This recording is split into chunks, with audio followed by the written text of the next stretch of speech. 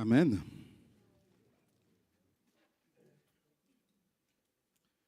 Je suis heureux d'être encore avec vous ce matin, heureux de ces temps que nous avons pu passer dans la présence de notre Seigneur. On a pu le célébrer, on a pu l'adorer. Et c'est une bonne chose pour le peuple de Dieu de louer, de célébrer son Dieu, parce qu'il est Dieu et qu'il mérite tout simplement d'être célébré. Amen. On va continuer notre temps de culte et nous continuons cette série que nous avons commencée, à savoir bâtir l'Église. Et je vous inviterai à ouvrir vos Bibles dans l'Évangile de Matthieu. Et nous allons lire à partir du chapitre 9 au verset 35. Matthieu 9, verset 35.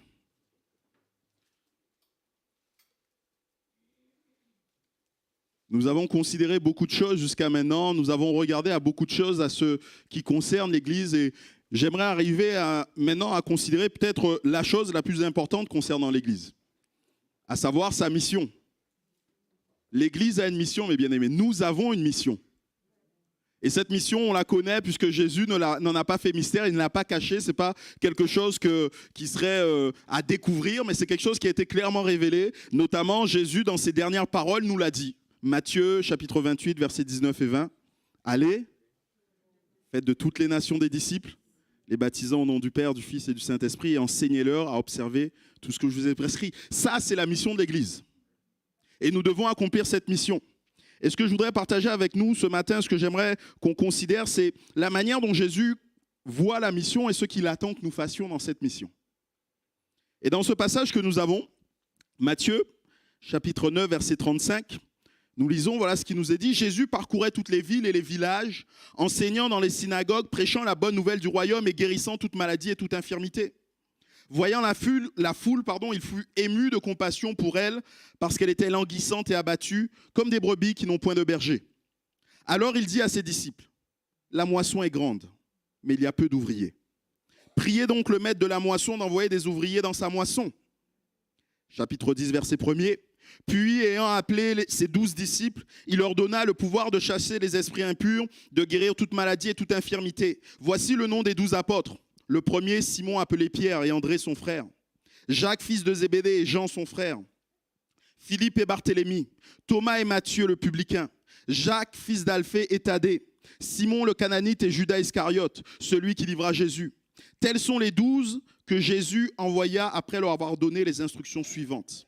N'allez pas vers les païens et n'entrez pas dans les villes des Samaritains. Allez plutôt vers les brebis perdues de la maison d'Israël. Allez prêcher et dites, le royaume des cieux est proche. Guérissez les malades et ressuscitez les morts. Purifiez les lépreux, chassez les démons. Vous avez reçu gratuitement, donnez aussi gratuitement. Amen. Amen.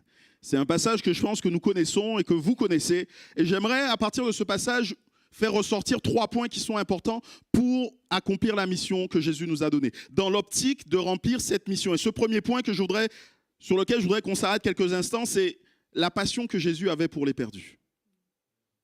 Tout au long de la parole de Dieu, on se rend compte que Jésus a mené un ministère intense. Pendant les 3 années, il a eu 3 années de ministère public. Et ces 3 années ont été 3 années qui ont été intenses. Des années où Jésus n'a cessé de travailler. Aucune seconde n'était perdue. Jésus utilisait chaque occasion, chaque moment pour faire avancer le royaume des cieux. Et souvent, il nous est dit, et on le voit, en train de sillonner les routes, de sillonner les chemins d'Israël. Jésus allait vers les bourgades, les petites bourgades. Il allait dans les plus grandes villes. Il allait vers ceux qui avaient des moyens. Il allait vers ceux qui n'en avaient pas. Jésus allait vers tout le monde.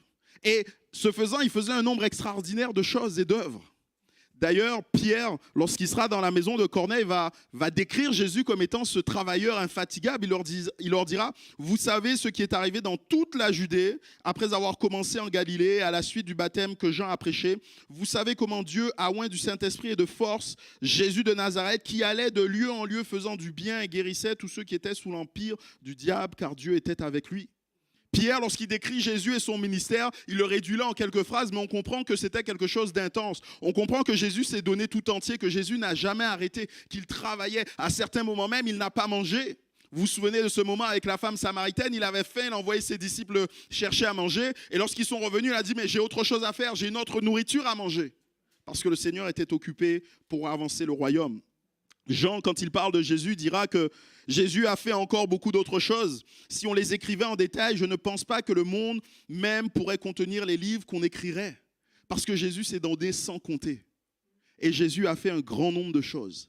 Il n'est donc pas étonnant de voir que Matthieu, ici, dans le livre que nous lisons, dans ce passage que nous avons lu, nous présente Jésus quelque part dans ce que j'appellerais sa posture préférée. Jésus parcourait toutes les villes et les villages, enseignant dans les synagogues, prêchant la bonne nouvelle du royaume et guérissant toute maladie et toute infirmité. Jésus est là décrit dans sa posture préférée, dans celle qu'il a toujours eue, celle qui permet de faire avancer le royaume de Dieu, celle où il permet de délivrer des hommes, celle où il va pouvoir guérir des hommes qui sont sous l'empire du diable.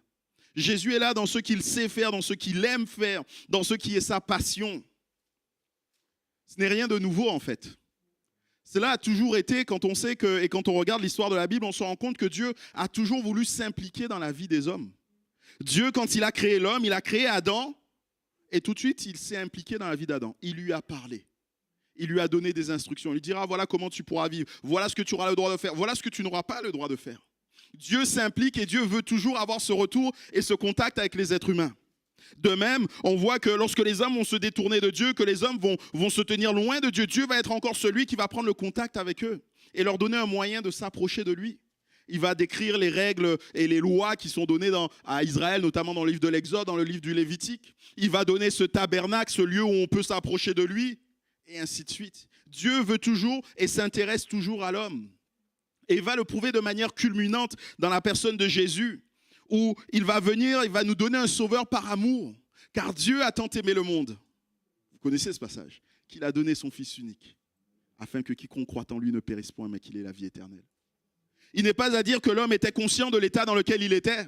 Non, il n'y a pas même un juste, pas même un sage, nous dit la parole de Dieu. Aucun ne cherche Dieu, aucun ne s'intéresse à Dieu. Mais Dieu, par amour, donne Jésus-Christ, ce sauveur, qui vient pour nous permettre de sortir de l'état dans lequel nous sommes, même si nous n'en sommes pas conscients.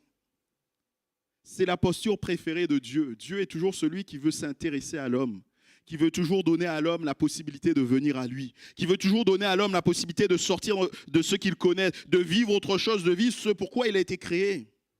Et c'est pour ça que nous voyons Jésus constamment sur cette terre, qui n'arrêtait d'annoncer, de prêcher, de démontrer que le royaume des cieux s'était approché.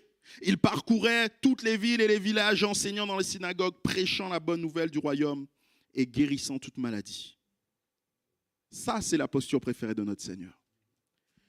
Mais quand on s'arrête et qu'on considère tout ce qu'il a pu faire, notre Seigneur, et Jean nous dit que tout ce qu'il a fait ne pourrait être contenu dans des livres, on se rend compte que Jésus, même s'il rencontrait des gens de manière fréquente, ne devenait jamais insensible à ceux qui y avaient en face d'eux. Il rencontrait des personnes qui souffraient de lèpre, même si lui n'avait jamais connu cette maladie, même si lui n'était jamais passé par là, il était conscient et était sensible à la souffrance de cette personne. Il rencontrait une personne qui était aveugle, et on ne peut pas compter le nombre d'aveugles à qui il a redonné la vie, on ne compte pas le nombre de personnes paralytiques auxquelles il a redonné la vie, mais à chaque fois, on ne voit pas Jésus qui était comme blasé de cela. Mais à plusieurs reprises revient toujours cette expression, Jésus ému de compassion.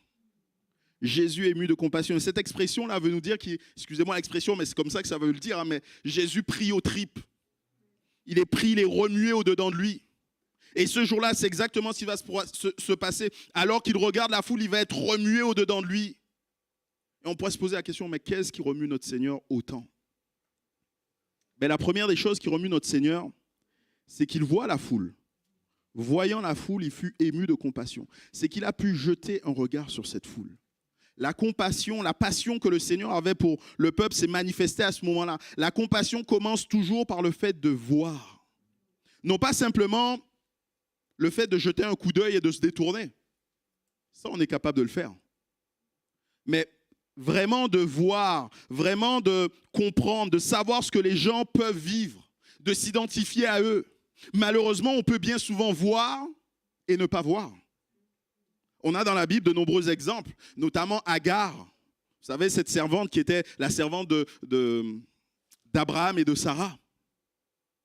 À un moment donné, elle a quitté le camp, elle a choisi de partir loin et elle est dans le désert, elle ne trouve pas d'eau, elle met son enfant un peu plus loin, elle dit non, je ne veux pas le voir mourir. Et il nous a dit que le Seigneur lui ouvrit les yeux pour qu'elle vit.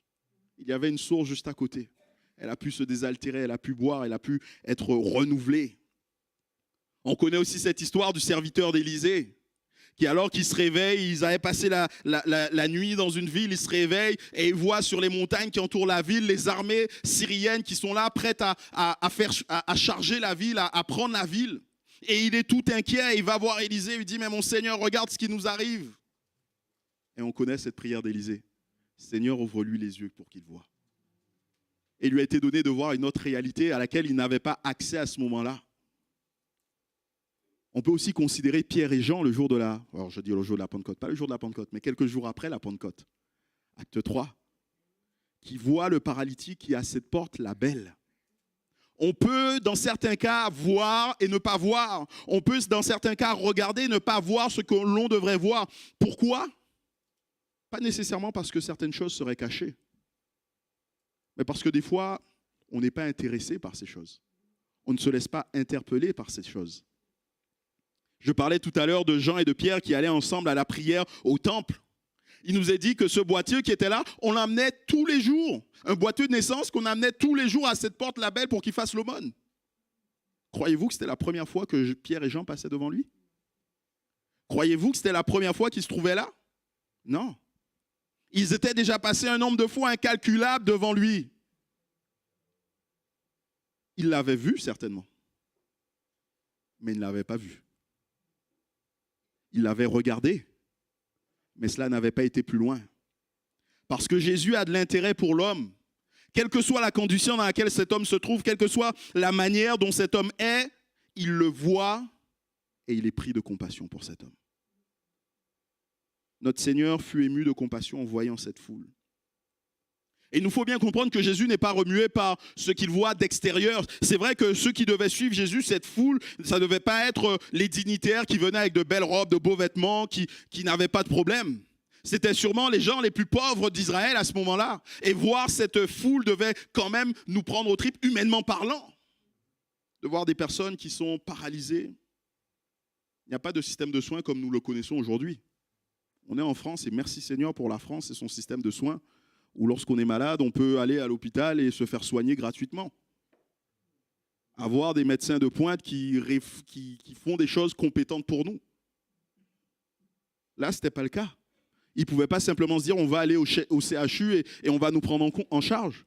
Non, quand quelqu'un était malade, malheureusement, il restait avec sa maladie. Cela était un handicap sérieux et sévère pour lui. Et ce sont toutes ces personnes qui sont devant Jésus, des personnes qui sont pauvres, des personnes qui n'ont pas à manger, des personnes qui n'ont rien.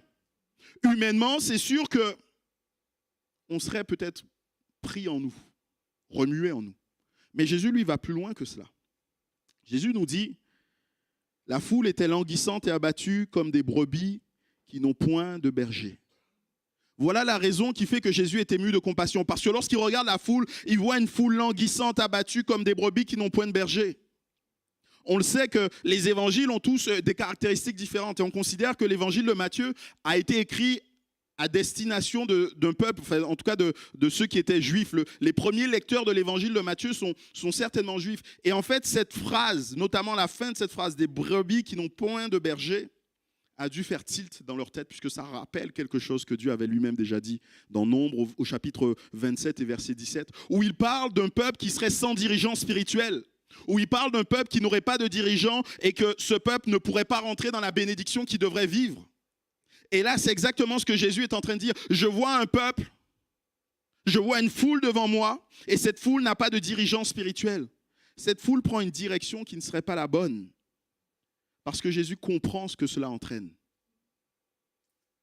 Le fait pour la foule de ne pas avoir de direction spirituelle ne veut pas dire qu'elle va tâtonner là, un peu dans le noir et que finalement, au bout d'un moment, elle pourra arriver et trouver la solution. Non. Cette foule est en danger. Jésus dira à un autre moment, lorsqu'il parlera des pharisiens justement qui sont censés être ces dirigeants spirituels du peuple, il leur dira « Mais laissez-les, ce sont des aveugles qui conduisent des aveugles. » Et il finit en disant, si un aveugle conduit un aveugle, ils tomberont tous les deux dans une fosse.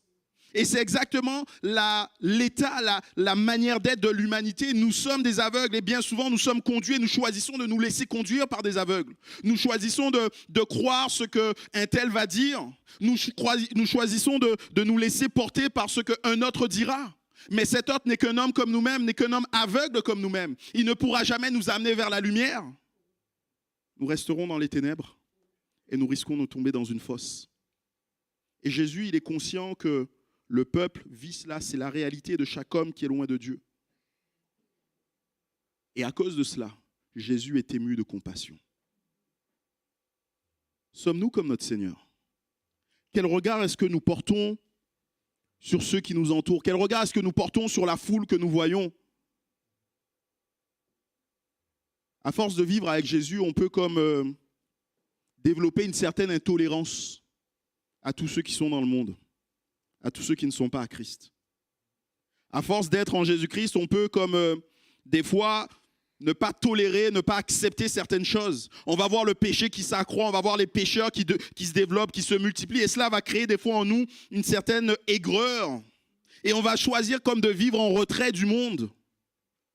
Mais que faisait notre Seigneur Jésus, mes bien-aimés? On n'est pas capable de supporter certaines paroles, certaines attitudes. Mais Jésus, il nous a dit qu'il s'asseyait et qu'il mangeait avec les publicains, avec les voleurs, avec les prostituées, avec les démoniaques.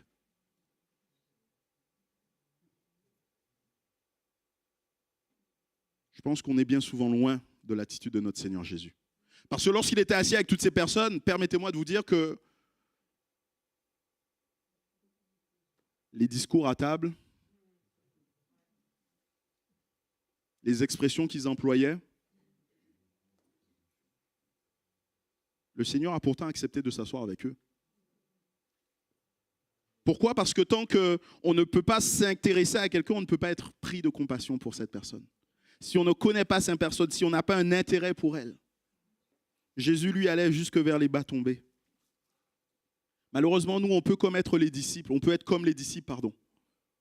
Et bien souvent considérer que la foule est comme un poids.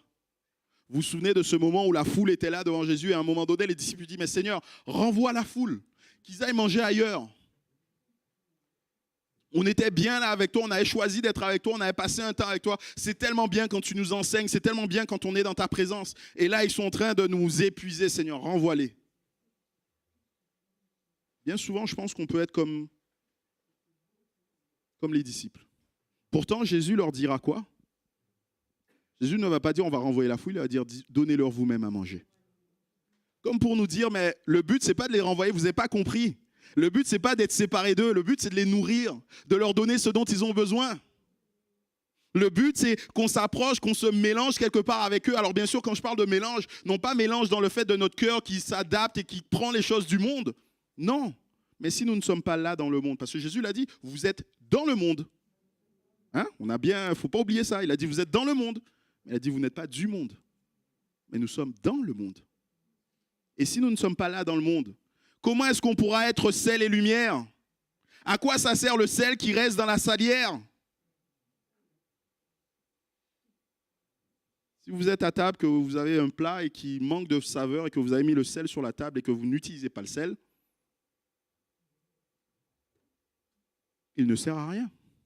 Tout comme Jésus dira, si le cerf perd sa saveur, il mérite d'être jeté et foulé aux pieds. Le sel qui n'est pas utilisé ne sert à rien. Notre rôle, c'est de nous occuper des perdus. Et en aucun cas, ils ne doivent être vus comme un poids, comme un fardeau. Pour cela, il nous faut avoir ce même regard qu'avait Jésus qui nous amène à avoir cette même passion, cette même compassion qui était celle du Seigneur. Il nous faut avoir le cœur de Jésus. Est-ce le cas? Avons-nous, avez-vous, ai-je le cœur du Seigneur? Ça, c'est une réponse, ou plutôt une question à laquelle chacun devra répondre personnellement. Mais nous devrions être comme Jésus. Jésus était plein de compassion, mais Jésus ne va pas s'arrêter là. Souvent dans l'évangile, quand on voit, pas souvent, mais tout le temps, quand on voit que Jésus est plein de compassion, on voit toujours qu'après, Jésus agit. Jésus ne se contente pas de dire et de regarder, de dire « Oh là là, mais c'est tragique ce qui arrive, pauvre famille, pauvre personne, pauvre foule », et à se lamenter. Non, dès qu'il est pris de compassion, Jésus est celui qui agit après. Et ici, Jésus va être pris de compassion et il va agir. Et ce qu'il va faire, nous l'avons lu, voyant la foule, il fut ému de compassion parce qu'elle était languissante et abattue comme des brebis qui n'ont point de berger. Verset 37, il dit à ses disciples, « La moisson est grande, mais il y a peu d'ouvriers. Priez donc le maître de la moisson d'envoyer des ouvriers dans sa moisson. Une fois que Jésus est pris de compassion pour cette foule, il va inviter ses disciples à prier. Nous l'avons vu il y a quelque temps en arrière, la prière est un bon recours. Lorsque nous sommes devant une situation qui semble désespérée, lorsque nous ne savons que faire, la première chose à faire, c'est de prier. Et c'est là ce que Jésus fait. Jésus va inviter les disciples à prier. Et merci Seigneur, ils peuvent prier. Nous avons cet accès auprès du Père. La prière est, ou plutôt la prière doit être le moteur de l'Église. Petit amen, mais c'est quand même la vérité. La prière doit être le moteur de l'Église. La prière doit être cette chaudière qui alimente l'Église, qui détermine la température de l'Église. Lorsqu'on regarde à l'exemple de l'église de Jérusalem, et nous avons pris le temps de le regarder il y a quelques semaines en arrière, on se rend compte que oui, cette église était une église qui priait, cette église était une église qui se tenait dans la présence de Dieu. La réunion la plus importante pour eux n'était pas le dimanche matin, mais c'était le temps de prière, et ils étaient tous ensemble au temps de prière. 100% de l'église était réunie ce jour de la Pentecôte, non pas parce qu'ils avaient un culte, mais parce qu'ils avaient une réunion de prière.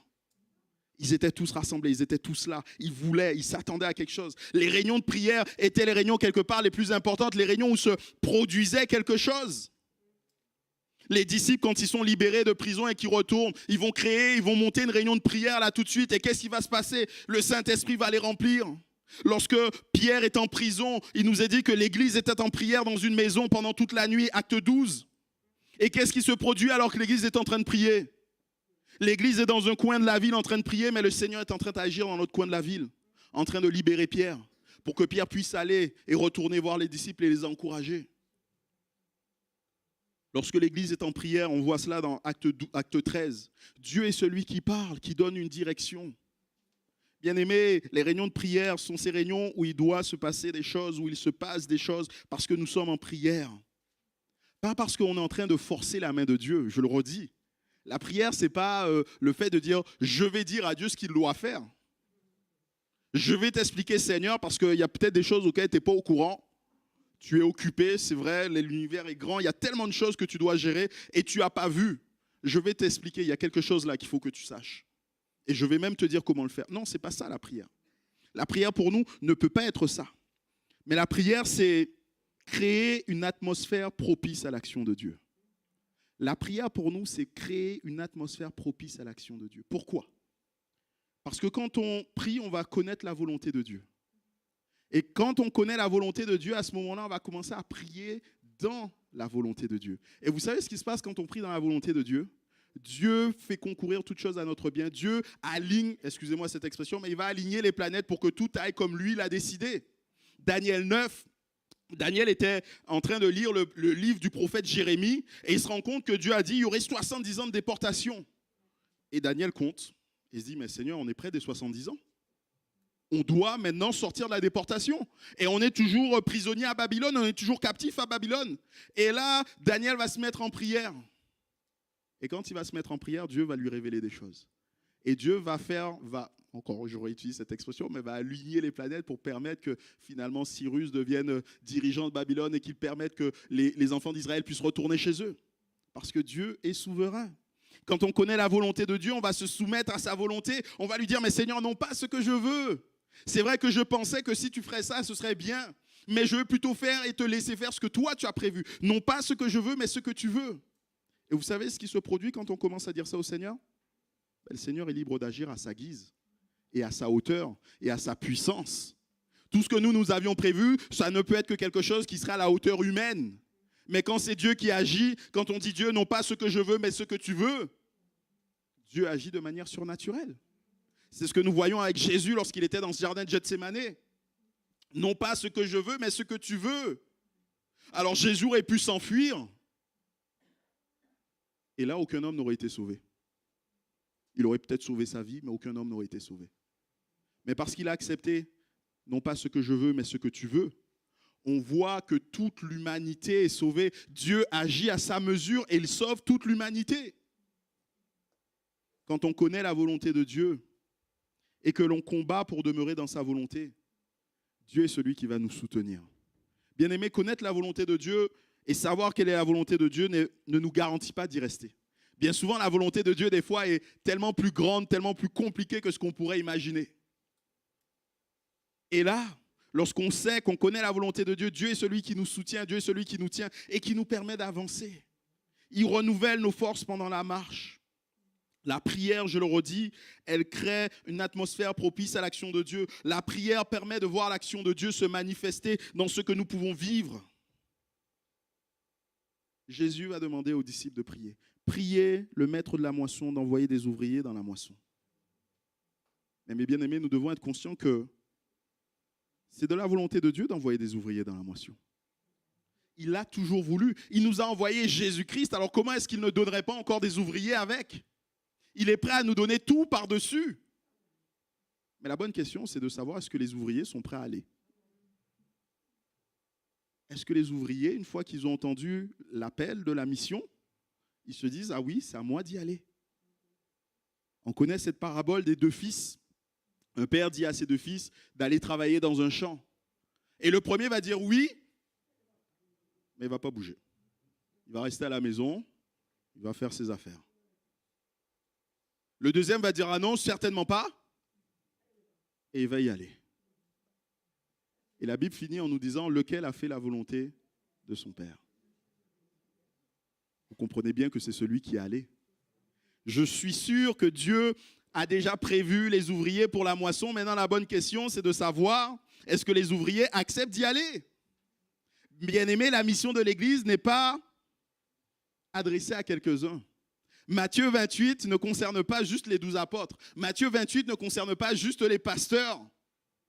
Matthieu 28 concerne tous les êtres humains.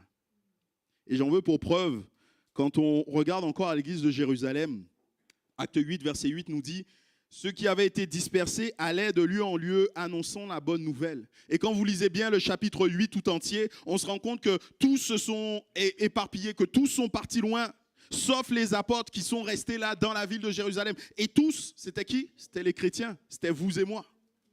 Et chacun a pu aller et annoncer la bonne nouvelle lorsqu'il en avait la possibilité. Priez le maître de la moisson d'envoyer des ouvriers dans la moisson. Mais je pense que les disciples ont aussi été interpellés par les premières paroles de Jésus. Il leur dira, la moisson est grande, mais il y a peu d'ouvriers. En entendant cela, j'imagine que les disciples ont dû se dire, de qui est-ce qu'ils parlent ? Qui sont les peu d'ouvriers ? Et rapidement, ils ont dû comprendre qu'il s'agissait d'eux. Rapidement, ils ont dû comprendre que Jésus était en train de pointer le doigt sur eux. Ils ont dû être interpellés et se dire, nous devons travailler à la moisson. Nous devons travailler dans la mission qui est la nôtre. Dieu, Jésus a voulu une mission pour nous et nous devons y aller. Et quand Jésus leur demandait de prier, cela voulait dire pour eux qu'il n'était pas question simplement de se débarrasser, de se donner bonne conscience en disant, Seigneur, tu vas envoyer des personnes dans la moisson, tu vas bénir, Seigneur, ceux qui vont y aller, et moi, je reste devant ma télé à regarder mon émission préférée.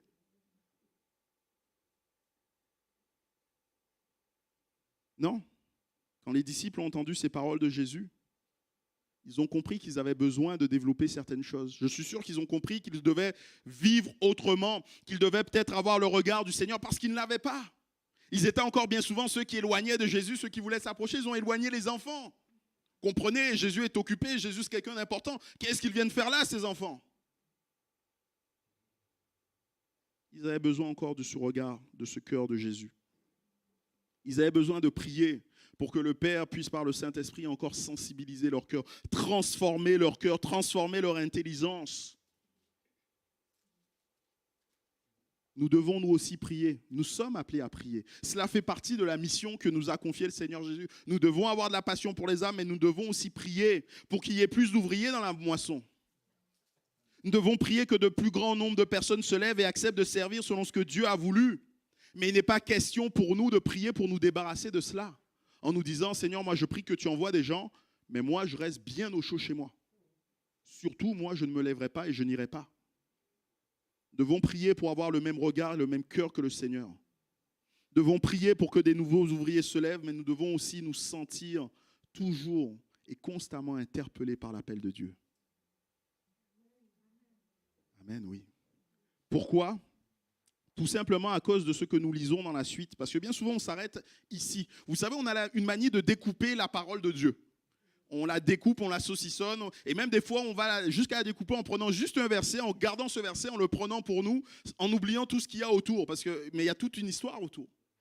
Et là, alors qu'il nous dit prier donc le maître de la moisson d'envoyer des ouvriers dans sa moisson, puis, ayant appelé ses 12 disciples, il leur donna le pouvoir de chasser les esprits impurs, de guérir toute maladie et toute infirmité. Voici le nom des 12 apôtres. Le premier, Simon, appelé Pierre, et André, son frère. Jacques, fils de Zébédée, et Jean, son frère. Philippe et Barthélemy. Thomas et Matthieu, le publicain. Jacques, fils d'Alphée et Thaddée. Simon, le Cananite, et Judas Iscariote, celui qui livra Jésus. Il nous faut avoir de la compassion, comme Jésus. Il nous faut accepter de prier selon ce que Jésus nous demande, mais il nous faut aussi travailler dans la moisson, dans la mission que Jésus a pour nous. Et là, on a cet exemple des disciples. Et j'aime beaucoup le fait que la liste des disciples soit retranscrite ici. On pourrait se dire, ah ouais, mais quand même, les disciples, ça devait être des hommes un peu particuliers, des hommes qui étaient mis à part, des hommes hors du commun. Mais je pense que s'ils sont nommés ici, c'est pour qu'on fasse bien le lien avec tous ceux qu'on trouve encore dans les évangiles. Il est question, premièrement, de Pierre, Simon. Pierre, celui qu'on va appeler l'impétueux. Vous savez, Pierre, celui qui est capable de dire, mais si c'est toi, Seigneur, dis un mot, dis une parole et je marcherai sur les eaux. Et Pierre marche sur les eaux jusqu'à ce qu'il coule, bien sûr, mais il marche sur les eaux. Pierre, celui qui est capable de dire, tu es le Christ, le Fils de Dieu, mais qui après va dire, mais non, Seigneur, attends, je vais t'expliquer quelque chose, tu n'as pas compris. Tu ne mourras pas, non, jamais. Je te protégerai, j'irai jusqu'à la mort avec toi. Ce même Pierre qui est capable de sortir une épée, d'emporter une oreille, mais qui, lorsqu'une servante est en train de le pointer du doigt et dire, mais tu ne serais pas avec Jésus, toi? Moi? Hors de question, jamais. Ce même Pierre qui, après avoir vu Jésus ressuscité, s'en va, se dit à un moment donné, mais je vais tout laisser tomber, ça ne m'intéresse plus. Et qui embarque avec lui une bonne quantité de disciples et qui va pécher. Et alors qu'il rencontre Jésus, Jésus est en train de le restaurer. Pierre m'aimes-tu, vous savez ces paroles. Et ce Pierre toujours très impétueux qui dit, mais Seigneur, oui, ça c'est ce que tu as prévu pour moi, mais lui alors, qu'est-ce que tu as prévu pour lui? Pierre n'était pas parfait.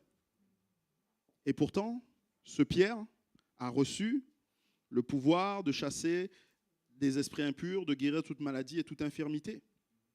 Il est aussi question de Jacques et de Jean. Bien sûr, nous on connaît Jean, l'apôtre Jean, on l'appelle souvent l'apôtre de l'amour lorsqu'on lit son livre. Et c'est vrai qu'il y a beaucoup de fois, on revient ce mot amour, amour, amour, même dans ses évangiles. Mais comment est-ce que Jésus les avait surnommés, Jacques et Jean? Les fils de Boanerges, les fils du tonnerre. Vous savez pourquoi? Parce qu'un jour, ils ont voulu faire descendre le feu du ciel sur une ville qui ne voulait pas accueillir Jésus. Voici quel genre d'homme il était, Jean. Il était prêt à faire mourir des gens parce qu'il y avait une petite contrariété. Mais Jacques et Jean sont aussi des gens qui cherchent à jouer des coudes, à écraser les autres, à être devant, à être ceux qui sont le plus proches de Jésus. La mère de Jacques et de Jean viendra et dira, Seigneur, quand tu seras dans ton règne, permets que mon fils et mes deux fils soient assis, l'un à ta droite, l'autre à ta gauche. Vous croyez que les disciples n'étaient pas au courant que la mère allait faire cette demande? C'est même peut-être eux qui ont soufflé cette idée à leur mère. Et pourtant, eux aussi ont reçu le pouvoir de chasser les esprits impurs, de guérir toute maladie et toute infirmité. Il est aussi question de Thomas. Thomas, le sceptique. Thomas, celui qui ne croit pas. Thomas, celui qui s'est éloigné du groupe. Alors que Jésus se révèle au groupe après sa résurrection, Thomas, il n'est pas là. Où est-ce qu'il est, Thomas? Thomas, ça fait longtemps qu'il est parti. Il ne croit plus à toutes ces choses. Il est découragé, démoralisé. Il ne veut plus en entendre parler. Et on vient lui dire, mais Thomas, le Seigneur est ressuscité. Mais si je ne mets pas ma main dans ses trous, si je ne mets pas ma main dans la marque des clous, si je ne mets pas ma main dans son côté, je ne croirai pas. Et pourtant, celui qui doute a aussi reçu, comme les autres, le pouvoir de chasser les esprits impurs, de guérir toute maladie et toute infirmité. Et que dire de Judas? Parce qu'on pourrait tout simplement dire, oui, mais ils ont continué bien. Mais que dire de Judas, celui qui a trahi Jésus? Celui qui était voleur aussi. Il faut bien comprendre qu'il n'a pas juste commis quelque chose à la fin de sa vie qui serait répréhensible. Mais on se rend compte que pendant tout le ministère de Jésus, dirait qu'il n'avait pas compris, il n'avait pas trop compris ce qu'il devait faire. Et même lui, il a reçu ces choses. Les disciples étaient comme nous et sont comme nous des simples hommes. Des simples hommes qui ont été devant cette grande mission, qui ont rempli cette grande mission. Parce qu'à un autre moment, ils diront au Seigneur, mais Seigneur, nous avons vu des choses extraordinaires. Même les démons nous sont soumis. Ils ont été appelés à faire les mêmes œuvres que Jésus-Christ, tout simplement. Parce que dans ce passage que nous avons lu, quand on commence au verset 35, je ne sais pas si vous avez fait attention, mais il nous est dit, Jésus parcourait toutes les villes, les villages, enseignant dans les synagogues, prêchant la bonne nouvelle du royaume et guérissant toute maladie et toute infirmité. Et c'est exactement les choses qu'on retrouve que les apôtres ont fait. Ils ont été appelés à faire exactement la même mission que Jésus avait accomplie. Aussi imparfaits qu'ils étaient, aussi hommes qu'ils étaient. Ils ont été appelés à faire les mêmes œuvres que Jésus-Christ. Et nous sommes nous aussi appelés à faire ces mêmes œuvres, bien-aimés. Jésus a accompli beaucoup de choses. Mais pourtant, il dira, il vous est avantageux que je m'en aille. Et quand je m'en serai allé, vous ferez des choses bien plus grandes que celles que j'ai accomplies. Les disciples, les 12 disciples réunis, rassemblés, ont fait des œuvres plus grandes que Jésus-Christ a pu faire. Nous sommes, nous, pour notre part, considérés et amenés à faire des choses et des œuvres beaucoup plus grandes que celles que le Seigneur a fait. Bien sûr, cela nous paraît être énorme. Cela nous paraît nous dépasser. Mais pour cela, nous avons besoin de l'aide du Saint-Esprit. Nous ne pouvons pas remplir la mission de Dieu, nous ne pouvons pas remplir la mission que Dieu a voulu sans être conscient de cela. Et d'ailleurs, quand vous lisez la suite du chapitre 10, et vous pourrez lire le chapitre 10 en entier, c'est Jésus qui donne des recommandations à ses disciples sur ce qu'ils doivent faire et la manière dont ils doivent vivre. Et à un moment donné, il leur dira, mais vous serez jetés devant des cours, vous serez jetés en prison. Ne vous inquiétez pas de ce que vous aurez à dire. Pourquoi ? Parce que le Saint-Esprit vous inspirera à ce moment. Le Saint-Esprit vous inspirera à ce moment. Nous avons besoin d'être comme ses disciples. Et j'ai envie de dire, quand Jésus leur disait de prier, je pense que Jésus est en train de leur dire de prier pour que vous puissiez manifester ce que vous devez manifester. Et on le trouve là, la même chose, dans Acte 4 au chapitre 28, la fin du chapitre 4, après que Pierre et Jean aient été emprisonnés, après qu'ils aient été menacés, ils vont s'en retourner voir les autres ensemble et vont se dire, on va prier ensemble. Seigneur, tu vois la menace qui pèse sur nous. Mais donne-nous d'annoncer l'évangile. Donne-nous de prêcher ton évangile. Donne-nous d'annoncer à tous ceux qui sont perdus le salut en Jésus-Christ, qui se produisent par notre entremise des prodiges, des miracles, Seigneur. Ils ont prié. Jésus leur a demandé de prier pour la moisson. Ils ont prié. Et qu'est-ce qui s'est produit ? Ils ont été remplis du Saint-Esprit et ils ont annoncé la parole de Dieu dans la puissance de l'évangile, dans la puissance de l'Esprit. Nous sommes appelés, nous aussi, bien-aimés, à faire de même, à faire les œuvres que Jésus a accomplies. Quelque part, nous sommes amenés à rencontrer les gens et à prier pour eux, pour qu'ils soient délivrés, pour qu'ils soient guéris, pour qu'ils passent des ténèbres à l'admirable lumière de Jésus-Christ. Cela est notre mission. La mission de l'Église est connue. Je le redis, on a lu ce passage, ou plutôt je vous l'ai cité. On pourrait peut-être prendre ensemble un passage qu'on trouve dans Marc, qui va aussi dans ce même sens. Marc au chapitre 16, à partir du verset 15, et je terminerai par là. Marc 16, verset 15.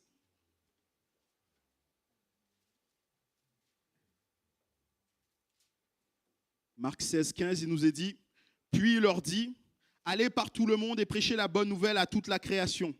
Celui qui croira, qui sera baptisé, sera sauvé, mais celui qui ne croira pas sera condamné. Voici les miracles qui accompagneront ceux qui auront cru. En mon nom, ils chasseront des démons. Ils parleront de nouvelles langues. Ils saisiront des serpents. S'ils boivent quelques breuvages mortels, il ne leur fera point de mal. Ils imposeront les mains aux malades et les malades seront guéris. » Et on peut tous dire amen à la parole de Dieu, parce que c'est la parole de Dieu. Bien-aimé, Jésus a un fardeau sur le cœur. Jésus a un fardeau pour plus d'ouvriers. Il a déjà un fardeau pour le monde qui est en train de se perdre. Mais il a aussi un fardeau pour plus d'ouvriers parce que la moisson est grande. Et nous devrions faire de ce fardeau de Jésus notre fardeau. On devrait, comme Jésus, avoir ce fardeau de se dire, mais Seigneur, la moisson est grande, la moisson est prête et il y a besoin des ouvriers qui aillent dans cette moisson.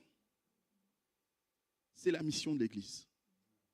C'est votre mission, c'est notre mission, bien-aimés. Et j'aimerais finir en vous lançant un défi. Un défi tout au long de cette semaine de prier pour certaines choses. De prier pour plus de compassion. Je ne sais pas où vous en êtes dans la compassion. Je ne sais pas où vous en êtes lorsque vous croisez quelqu'un. Si vous considérez encore une fois que c'est une gêne, plus qu'une opportunité. Je ne sais pas si vous, lorsque vous croisez quelqu'un, vous vous dites toujours, mais Seigneur, comment est-ce que je pourrais apporter à cette personne le bon message de l'Évangile? Prions pour que nous soyons comme Jésus, que nous ayons ce cœur qui prenne en compte ceux qui sont là autour de nous, qui voient leurs besoins et qui est prêt à y répondre. Nous avons besoin de plus de compassion. Mais nous voulons aussi prier pour plus de travailleurs, pour plus d'ouvriers dans la moisson. Il faut qu'il y ait plus d'ouvriers. Il faut que nous tenions devant Dieu pour lui demander, mais Seigneur, oui, envoie encore des pasteurs, envoie encore des ministères, mais fais lever aussi bien d'autres personnes parce qu'il ne s'agit pas que de cela. Nous avons besoin de tellement plus de choses. Donne-moi aussi, Seigneur, et ça c'est le troisième sujet de prière que je vous confie. Donne-moi aussi, Seigneur, la responsabilité d'être un ouvrier. Donne-moi de comprendre que là où tu m'as placé, tu veux te servir de moi. Et que tu veux que je sois un ouvrier. Dans votre champ. Parce que je pense que chacun de nous, on a un champ. Le champ, c'est le monde, effectivement. Le champ dont Jésus parle, c'est le monde qui est vaste. Mais chacun de nous, on a un champ. Et ce champ-là, il faut qu'on le cultive. Ce champ-là, il faut qu'on y travaille. Il y a ça me revient, ce vaillant homme de David, je crois que c'est Chamar, qui nous a dit, il a tenu un champ de lentilles. Il était là dans un champ de lentilles et il empêchait à l'ennemi de rentrer dans ce champ de lentilles. Et quelque part, on doit être comme ça. On a un champ qui est le nôtre. Et notre travail, c'est de nous assurer que l'ennemi ne vienne pas faire ses semailles, ses ripailles ici. Tout cela doit appartenir au Seigneur. Seigneur, donne-moi d'être un vaillant homme, un vaillant guerrier, un vaillant héros dans le champ que tu m'as donné, dans le champ qui est le mien. Si chacun de nous, bien-aimés, conduisait une personne à l'évangile sur cette année, l'année prochaine, on sera à peu près 120. Et si la même chose se reproduisait l'année d'après, on sera à peu près 240. Et quand vous comptez comme ça, de fil en aiguille, on en arrive qu'au bout de 11 ans, Thonon et Évian seraient sauvés. Thonon, Évian et toutes les villes autour, Bon, Douvaine, enfin voilà, toutes les villes là où on sera à plus de 120 000 personnes converties. En 11 ans. En 11 ans. Si chacun d'entre nous accepte de faire le travail que Dieu nous demande et que chacun d'entre nous gagne une âme à Jésus par an, en 11 ans, la Haute-Savoie, enfin pas la Haute-Savoie, le Chablais, on va le dire comme ça, est gagné pour le Seigneur Jésus. Bien-aimés, j'aimerais juste que, en terminant, vous le dire, nous devons prendre conscience de notre responsabilité personnelle en tant qu'ouvrier. Oui, l'Église a une mission, aller, fait de toutes les nations des disciples, mais cela passe par la responsabilité de chacun d'entre nous pour l'Évangile. Les âmes sont prêtes, la moisson est prête et Dieu veut nous utiliser en tant qu'ouvriers. Que le Seigneur trouve dans son assemblée la Dédé de Thonon, 2030, mais on ne va pas attendre 2030. Qu'il trouve des ouvriers prêts à aller dans le champ qu'il a prévu. Seigneur, nous voulons te remercier pour ta parole et pour ce que nous pouvons encore en tirer, qui nous montre, qui nous révèle encore comment tu étais, ce que tu pensais, Seigneur. Je veux vraiment, Seigneur, te demander de nous aider à avoir la compassion qui était la tienne. Nous voulons développer ce cœur, ces sentiments qui étaient les tiens, Seigneur, pour ceux qui nous entourent. Nous ne voulons pas être insensibles à leur réalité spirituelle, à la mort qui les attend si nous ne parlons pas de toi, Seigneur. Nous voulons encore te prier en tant qu'Église que tu fasses lever des ouvriers, que tu fasses lever encore un grand nombre de personnes qui te servent. Mais nous voulons chacun pour notre part regarder à nos cœurs et te dire, mais Seigneur, je veux être aussi ton ouvrier. Qualifie-moi, tout comme tu as été capable de qualifier les apôtres, les disciples en les remplissant du Saint-Esprit. Qualifie-moi aussi que je sois ton ouvrier. Merci Seigneur pour ton Église que tu bénis. Gloire soit rendue à ton précieux nom, mon roi. Amen.